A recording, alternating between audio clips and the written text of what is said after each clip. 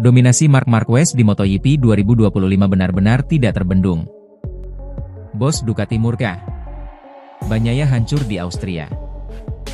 Marco Bezzecchi nyaris membuat sejarah bersama Aprilia di Red Bull Ring.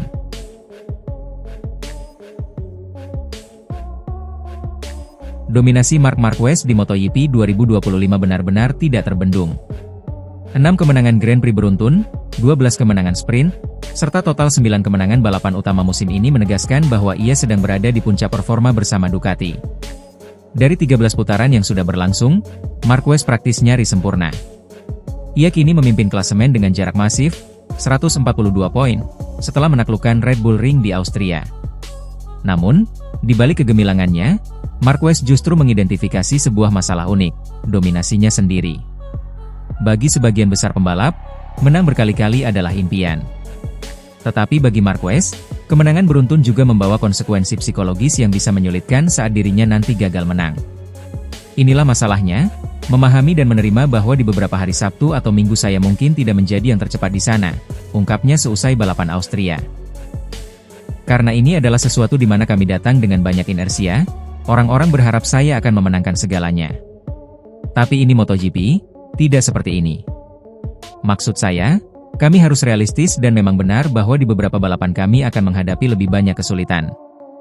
Pernyataan ini menunjukkan kedewasaan Marquez.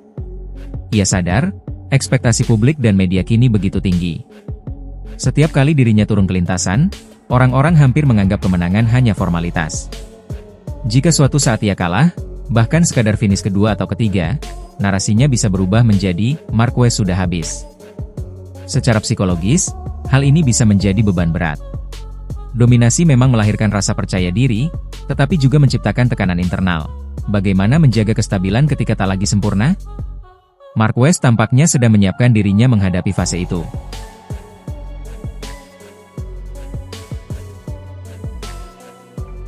Untuk konteks sejarah, kemenangan di Austria kali ini terasa istimewa. Meski sudah menjadi legenda MotoGP dengan 6 gelar dunia Premier sebelumnya, ia baru kali ini berhasil menang di Red Bull Ring. Selama bertahun-tahun bersama Honda, trek Austria selalu gagal ia taklukkan. Kini, dengan Ducati, rekor itu akhirnya pecah. Lebih menarik lagi, kini hanya tersisa 3 sirkuit di kalender modern MotoGP yang belum pernah ia menangi. Balaton Park di Hungaria yang baru debut, kemudian Mandalika di Indonesia, dan Portimao di Portugal.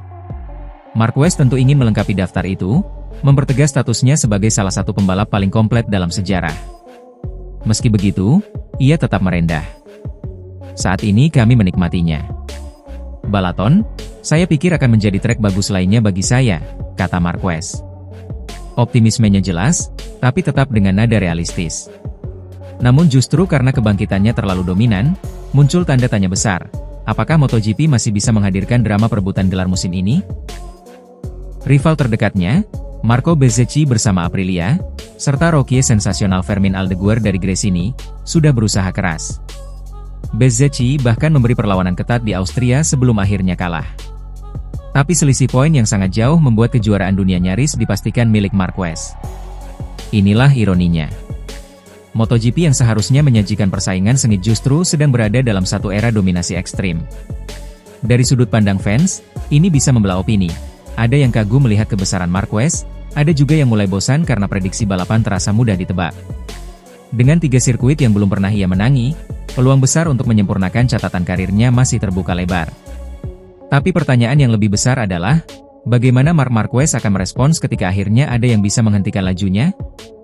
Apakah ia akan tetap tenang dan realistis, seperti yang ia katakan? Ataukah dominasi panjang ini justru membuatnya sulit menerima kenyataan? Jawaban itu mungkin akan menentukan tidak hanya masa depan karirnya, tetapi juga warisannya di MotoGP. Bos Ducati murka. Bagnaia hancur di Austria. GP Austria yang biasanya jadi rumah emas, Francesco Bagnaia berubah menjadi mimpi buruk. Pecco, yang dalam 3 tahun terakhir selalu jadi ancaman utama di Red Bull Ring, kali ini justru tenggelam, finish ke-8, tertinggal lebih dari 12 detik dari Marc Marquez. Bos Ducati, Gigi Dall'Igna, tidak bisa menahan rasa frustrasinya. Kepada Sky Italia, ia menegaskan, setiap balapan yang berlalu adalah kesempatan yang terbuang untuk meningkat. Dia menjalani akhir pekan yang baik di semua sesi latihan. Kemarin, dia mengalami masalah yang harus kami analisis, tetapi balapannya jelas mengecewakan hari ini. Kata-kata itu terdengar keras, tapi memang mencerminkan betapa Ducati kecewa melihat juara dunia 2 kali ini kehilangan taringnya. Bagnaia sendiri tampak kebingungan menjelaskan mengapa performanya bisa sedemikian buruk.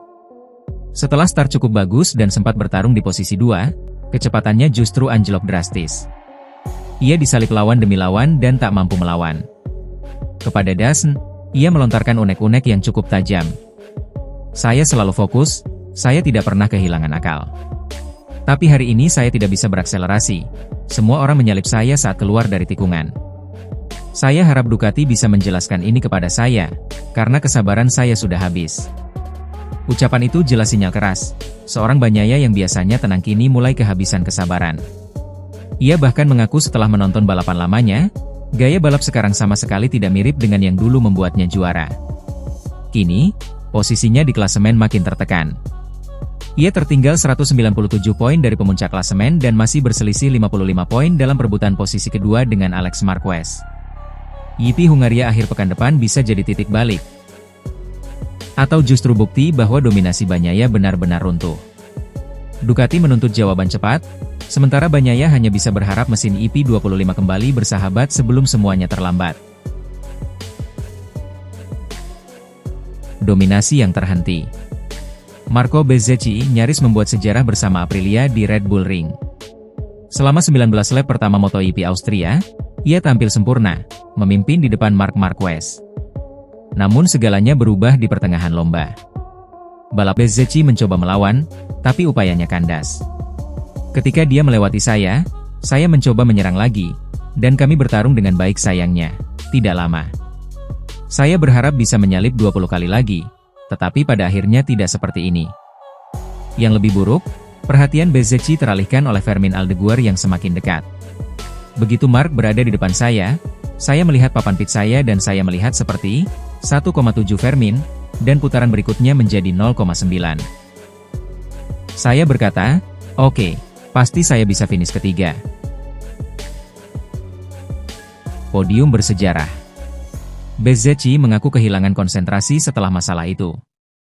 Sejujurnya,